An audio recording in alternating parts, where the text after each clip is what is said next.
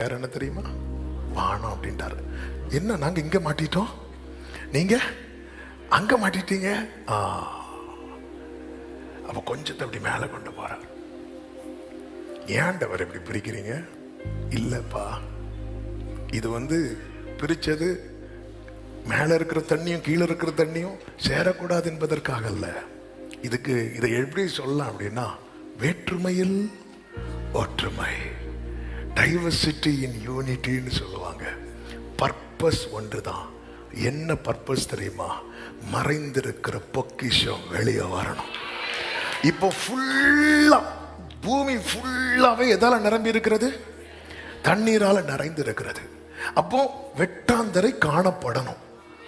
வெட்டாந்தரையை கர்த்தர் உண்டாக்கல, வெட்டாந்தரை ஏற்கனவே இருந்தது. ஆனா இப்ப ஃபுல் தண்ணீரை அவர் என்ன பண்ணணும்? கொஞ்சம் தண்ணீர் குறைஞ்சாதான் கொஞ்சமாவது தெரியும். கரெக்டா இல்லையா? ஆமே. இப்ப பாருங்க, ட்ரெயின் புக் பண்ணும்போது வெயிட்டிங் லிஸ்ட்னு வரும். ஏன் வெயிட்டிங் லிஸ்ட்னு வருது? உங்க வெயிட் பார்க்கறதுக்கா? இல்ல. ஏன் அப்படி வருதுன்னா, ஆல்ரெடி நிறைய பேர் என்ன பண்ணிருப்பாங்க?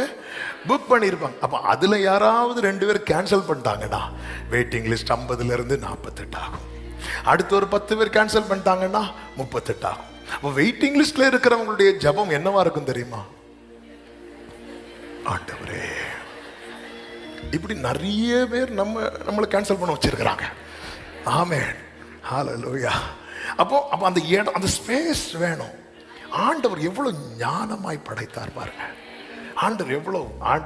ஆண்டவர் நினைச்சிருந்தா சொல்லிருக்கலாம், தூதர்களே ஒரு 10 பேர் போய் பாதி தண்ணியை குடிச்சு தீத்துருங்க. அப்படியெல்லாம் இல்லை. அப்படியே மேல தூக்கிட்டு போயிட்டா. மேல தூக்கிட்டு போனதும் கீழே மேல தூக்கிட்டு போனதும் இப்போ என்ன பண்ண முடியும் ஆண்டவரால் தெரியுமா? எல்லாத்தையும் ஒதுக்க முடியும். ஆண்டவர் பாதி தண்ணீர் எடுத்ததுக்கு அப்புறம் அப்படி மீதி தண்ணீரை ஒரு சைடுல ஒதுக்கி அதுக்கு ஒரு பேர் வைக்கிறார். ரகபதா, சமுத்திரம் அப்படின்னு ஒரு பேர் வைக்கிறார். சமுத்திரம் அப்படி தண்ணீரை ஒதுக்க ஆரம்பித்ததும், ஆமேன், வேதம் சொல்லுகிறது அதனுடைய, ஆமேன், 7 முதல் பாருங்கள், 8 முதல். தேவன் ஆகாய விரிவுக்கு வானம் என்று பெயரிட்டார். 9வது வசனம். பின்பு தேவன் வானத்திலே கீழே இருக்கிற ஜலம் ஓரிடத்தில் சேரவும். அடுத்த வார்த்தை, எல்லாரும் சொல்லுங்க, காணப்படவும். சொல்லுங்க, காணப்படவும். ஆண்டவர் சில நேரத்துல இந்த செயலை செய்யறது, ஆமை ஆண்டவரே, ஏன் ஆண்டவர் இப்படி பண்ணீங்கன்னா, ஆமை உன் வாழ்க்கையில சில மறைவான பொக்கிஷங்களை நான் வச்சிருக்கிறேன், சில புதையல்களை நான் வைத்திருக்கிறேன். ஆண்டவர் சொன்னார் அல்லவா, நான் உனக்கு முன்னே போய் கோணலானதை செவ்வையாக்குவேன், கரடானதை சமமாக்கு. ஆண்டவர் சிலவற்றை வெளிப்படுத்துகிற வேளை, இத்தனை காலம் மறைந்திருக்கிறது. தேவனுடைய செயலை பாருங்க. இனி இந்த பூமியில இருக்கிற தண்ணி என்ன செய்யும் அப்படின்னா, பூமியில் உள்ளவைகள் வாழ உதவும். வானத்தில் இருக்கிற தண்ணி என்ன செய்யும் தெரியுமா? மழையாய் பொழியும். அப்ப பர்பஸ் ஒண்ணுதான், கிங்டம் பர்பஸ், அவருடைய பர்பஸ். நம்முடைய வாழ்க்கையிலும் தேவன் சில நேரத்தில் இப்படிப்பட்ட காரியங்களை செய்யும் போது நமக்கு அது புரியாத புதிராக இருக்கும். ஆனால் தேவன் செய்கிறதை நம்ம ஏற்றுக்கொள்ளும் போது அதுவரை மறைந்திருக்கிற பல காரியங்கள், ஆமென், பல காரியங்கள் நம்முடைய வாழ்க்கையில காண்பிக்கப்படும். ஆண்டவர் சொல்வார்ல, மறைவான மன்னா. பைபிள்ல நிறைய மறைவானவைகள் இருக்கிறது, நமக்கு புரியாது. மறைவானவைகள் யாருக்குரியதான்? அதன் அர்த்தம் என்ன? நமக்கு அது தெரியாது, நமக்கு அது புரியாது. அதனாலதான் குருடரை அவர்கள் அறியாத வழியிலே நடத்தி என்று சொல்லப்பட்டிருக்கிறது. அப்படியே கொஞ்சம் தண்ணீர் அப்படியே தூக்கி அப்படி மேல வச்சுட்டார். மீதி கீழே வச்சுட்டு என்ன பண்ணார்னா, மேல வச்சது அப்படியே வச்சிருக்கிறார், கீழே வச்சது அப்படி ஒதுக்குறார். சில நேரத்துல நம்ம லைஃப்ல நம்மள ஆண்டவர் எப்படி இருக்கும் தெரியுமா? ஒதுக்குனது போல இருக்கும். ஆமே, அப்படி ஒதுக்குறார். எதுக்கு? வெட்டாந்திர காணப்படணும்.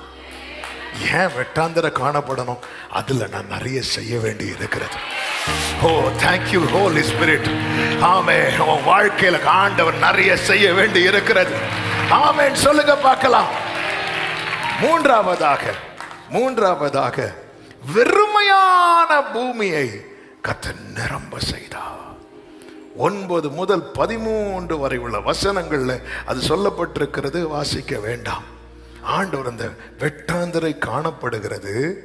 ஆண்டவர் என்ன செய்தார் தெரியுமா? ஜலத்துக்கு சமுத்திரம் அப்படின்னு பெயர் வைக்கிறார். 11வது வசனத்தை பாருங்கள், வாசியுங்கள். அப்பொழுது தேவன் பூமியானது புல்லையும் விதையை பிறப்பிக்கும் பூண்டுகளையும் பூமியின் மேல் தங்கள் விதையை உடைய, பூமின்னா வெட்டாந்தரை தான். வெட்டாந்தரைக்கு தான் கர்த்தர் என்னன்னு பெயர் வைப்பார்? பூமி. 10வது வசனத்தில் இருக்கு, வெட்டாந்தரைக்கு பூமி என்று பெயர் வைக்கிறார். இப்பொழுது தேவன் சொல்ற இந்த பூமியானது, அவன் வெட்டாந்தரைக்கு பெயர் வைக்கிறார். ஆமென். ஆண்டவர் நம்மை அழைக்கும் போது நம்ம வாழ்க்கை எப்படி தெரியுமா இருந்து? ஒன்றுமில்லாத என்னை. நீங்க எப்பவுமே பைபிள்ல எதுக்கு இப்படி நீங்க உங்களை கனெக்ட் பண்ணி பார்த்துட்டீங்கன்னா, அதை மறுபடியும் சொல்றேன், நீங்க உங்களை பைபிள் படிக்கும் போது உங்களை கனெக்ட் பண்ணி பார்த்துட்டீங்கன்னா பைபிள்ல எதையுமே உங்களால ஸ்கிப் பண்ண முடியாது வாழ்க்கையில். இது நம்ம ஆதியிலே தேவன் வானதி வச்சுட்டாங்க, இது சண்டே ஸ்கூல் பிள்ளைகளுக்கு. அப்படி இல்லை, நீங்க இதை தாண்ட முடியாது. ஆமே. ஆண்டவருடைய ஒதுக்கி எத்தனை காரியங்களை நம்மளை மூடி இருந்ததெல்லாம் ஒதுக்கி நம்மளை எடுத்து நிறுத்தி அவருடைய வாய் சொல்லும் புது பெயரால அழைக்கப்பட்டு, ஹல்லேலூயா ஹல்லேலூயா ஹல்லேலூயா. மோசே உன்னை பெயரை சொல்லி அழைத்து அறிந்திருக்கிறேன். இந்த வெட்டாந்தரைய பார்த்து பூமி அப்படிங்கிறார், எர்த் அப்படிங்கிறார், பூமி அப்படிங்கிறார். ஆமென். ஹல்லேலூயா. அவரு பெயர் வைப்பு விழாவில் பெயர் வச்சுட்டு போக வரல. இப்பொழுது மறுபடியும் வெட்டாந்தரையை பார்த்து இந்த பூமியானது புல்லையும் விதையை பிறப்பிக்கும் பூண்டுகளையும் பூமியின் மேல் தங்கள் விதையுடைய கனிகளை தங்கள் ஜாதியின்படியையும் கொடுக்கும் கனி விருட்சங்களை முளைப்பிக்க கடவது என்றார். அது அப்படியே ஆயிற்று. ஆமே. நல்ல புரிந்து கொள்ளுங்கள், அது அப்படியே ஆயிற்று. அடுத்த வசனத்தில் அவர் என்னென்ன சொன்னாரோ அது முளைத்தது என்று வேதத்திலே சொல்லப்பட்டிருக்கிறது. அவர் என்ன சொன்னாரோ அது அப்படியே ஆனதை பார்த்து தேவன் அது நல்லது என்று கண்டார். கைகளை உயர்த்தி ஒரு ஆமென் சொல்லுங்க.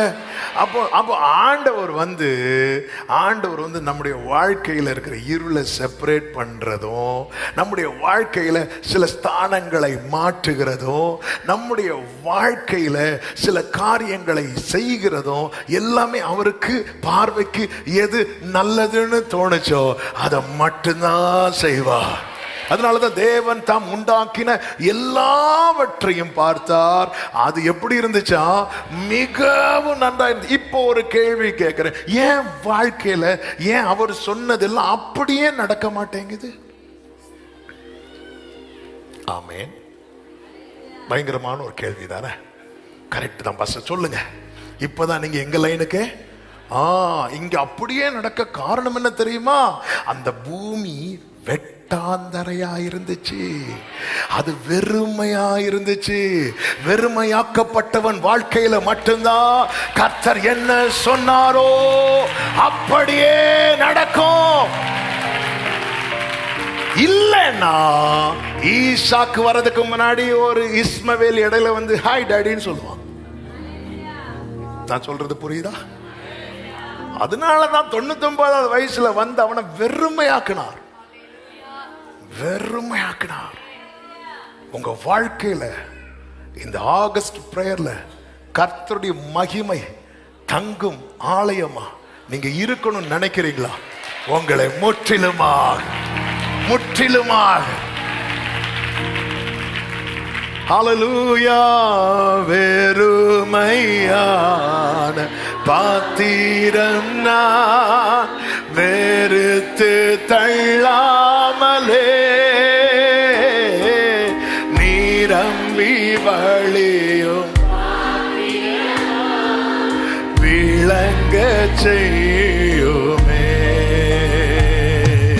வெறுமையான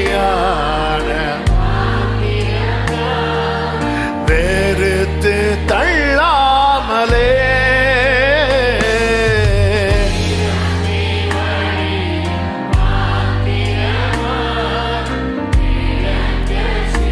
என்னைக்குமே அப்படின்னா ஆண்டவரே என்ன ஃபர்ஸ்ட்ல இருந்தே கொண்டு வாங்கப்பா. அப்பதான் இப்போ நமக்கு என்ன தேவைன்னா ஆதியாகமம் 1 தேவை. ஆமே, நம்ம வெளிப்படுத்தல் 22ல நிக்கிறோம். எப்போ வருவீர்? ஹalleluya, ஆமென், ஹalleluya. நம்ம லைஃப்ல என்ன சூரியனே உதிக்கல.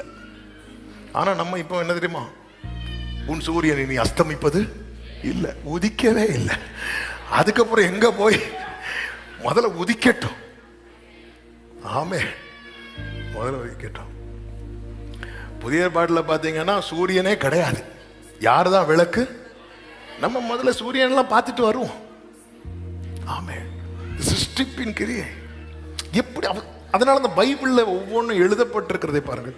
அது அப்படியே ஆயிட்டுன்னு முடிக்க வேண்டியதுதானே. 11வது வசனத்துல 12வது வசனத்தை பாருங்கள். பூமியானது புல்லையும் விதையை பிறப்பிக்கும் பூண்டுகளையும் தங்கள் விதையை உடைய கனிகளை கொடுக்கும் விருட்சங்களை முளைப்பித்தது. தேவன் அது நல்லது என்று கண்டார். இது அப்படியே 11 ரிப்பீட் பண்ணது மாதிரி இருக்கா? ஆமே, நமக்கு சொல்லப்பட்ட வார்த்தையை நம்முடைய வாழ்க்கையில பார்க்கும்போது அந்த வசனம் அப்படி ரிப்பீட் ஆன மாதிரி இருக்கணும். நான் சொல்றது எத்தனை பேருக்கு புரிகிறது என்று தெரியவில்லை. ஆமா, சர்ச்சில் அன்னைக்கு வாக்கு தத்தமா சொன்னதுதானே இவனுடைய வாழ்க்கை. சர்ச்சில் அன்னைக்கு என்ன சொன்னாங்களோ அதுல ஒரு புள்ளி கூட மாறாம இவங்க வாழ்க்கையில எத்தனை பேர் அதை விரும்புறீங்க? இதுதான் வேணும். ஆமா, என்ன சொன்னார் அப்படியே உண்டாகணும். வெறுமையாக்கிருங்க. எல்லா உறவுகளையும் ஃபர்ஸ்ட் உறவா பார்த்துருங்க. புதுசா பார்க்குற மாதிரி பாருங்க. மனைவிகளே, உங்க வீட்டில் போய் உங்க புருஷனை பார்க்கும்போது அந்த ஃபர்ஸ்டா போட்டோ பார்த்து அப்படியே பாருங்க. எல்லாமே வெறுமையாக்கிருங்க. இவர் எனக்கு அப்படி பண்ணார், அவர் எனக்கு இப்படி பண்ணார், இவன் எனக்கு அப்படி பண்ண, அவன் எனக்கு இப்படி பண்ண, அதெல்லாம் விட்டுருங்க. வராதே? ஆமே, வரணுமே? ஆமே. உங்க பெற்றோரை எல்லாம் அப்படி பிறந்த குழந்தை அப்படி அதே மாதிரி பாருங்க. உங்க மாமனார் உங்க மாமியார் அப்படி பாருங்க. உங்க மருமக்கள் அப்படி பாருங்க. உங்க சகோதரர்கள் அப்படி பாருங்க. உங்க உடன்பிறப்புகள் அப்படி பாருங்க. உங்க சொந்தங்கள் அப்படி பாருங்க. சர்ச்சில் ஆராதிக்க வரும்போது அப்படி பாருங்க. இதான் வெறுமையாக்குறது.